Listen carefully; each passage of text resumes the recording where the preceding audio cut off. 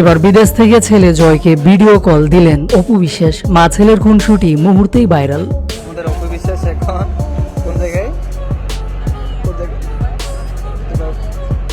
মলের বাইরে আছে।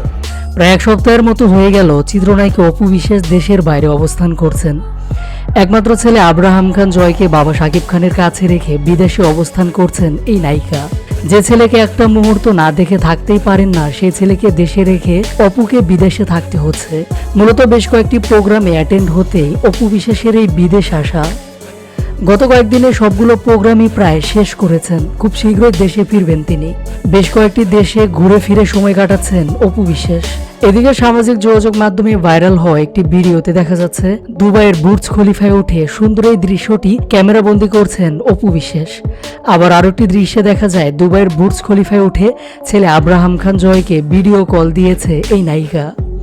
ঘুরে ঘুরে ভিডিও কলে জয়কে দৃশ্যগুলো দেখাচ্ছে অপু বিশ্বাস। মা ছেলের এমন মুহূর্ত দ্রুত ছড়িয়ে পড়েছে সামাজিক যোগাযোগ মাধ্যমে। এর আগে পারিবারিক অনুষ্ঠানে গিয়ে ছেলে আব্রাহাম খান জয়কে মিস করছেন অপু বিশ্বাস, এমনটাই বলেন তিনি। তাই তো এবার দেখা গেল ভিডিও কলে ছেলেকে বিদেশের দৃশ্য দেখাচ্ছেন।